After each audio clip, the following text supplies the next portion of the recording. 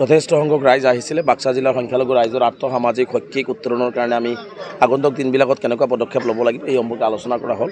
আৰু বিশেষকৈ বাক্সা জিলাৰ সংখ্যালঘু ৰাইজসকলে বাক্সা জিলাত বসবাস কৰা সকলো জাতি জনগোষ্ঠীৰ লগত সমিলমিলেৰে কেনেকৈ একেলগে বড়ো, ৰাভা, মিচিং, আমাৰ বেংগলী, মুছলিম সকলোৱে মিলা প্ৰীতিৰে কেনেকৈ আমি এই অঞ্চলবিলাকক আগুৱাই লৈ যাম তাৰ কাৰণে আজি ৰাইজৰ লগত মত বিনিময় কৰিলোঁ। আৰু যথেষ্ট ৰাইজে ভালো পাইছে যে আমি এই অঞ্চল যিহেতু BTC অঞ্চলত বসবাস কৰোঁ, যাতে BTC অঞ্চলত যাতে BJPয়ে যাতে অশান্তিৰ পৰিৱেশ সৃষ্টি কৰিব নোৱাৰে বা সাম্প্ৰদায়িক মেৰুকৰণ কৰিব নোৱাৰে, যাতে আমাৰ এই অঞ্চলবিলাকত আমাৰ যি ধৰণে পূৰ্বৰ পৰাই আজি বড়ো ভাই হওক, বেংগলী ভাই হওক, আদিবাসী ভাই হওক, মুছলিম ভাই হওক, চবেই যেনেকৈ মিলা প্ৰীতিত আছে তেনেকৈ মিলা প্ৰীতিত থাকে, যাতে কাৰো কোনো ৰাজনৈতিক প্ৰৰোচনাত পৰি যাতে কোনেও জানে আমাৰ যি ভাতৃত্ববোধ এইটো যাতে বিনষ্ট কৰিব নোৱাৰে তাৰ কাৰণে সজাগ থাকিবৰ কাৰণে মই আহ্বান জনাইছোঁ।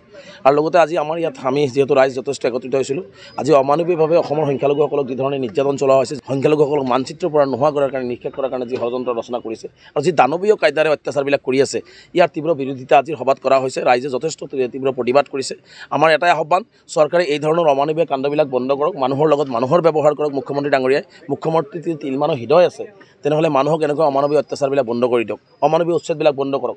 আপুনি আলোচনাৰ জৰিয়তে আহক, আলোচনা কৰি সমস্যাবিলাকৰ সমাধান কৰক। যি বিষয়টো আলোচনাৰ জৰিয়তে সমাধান কৰা সম্ভৱ সেই বিষয়টো পিছ দুৱাৰে দি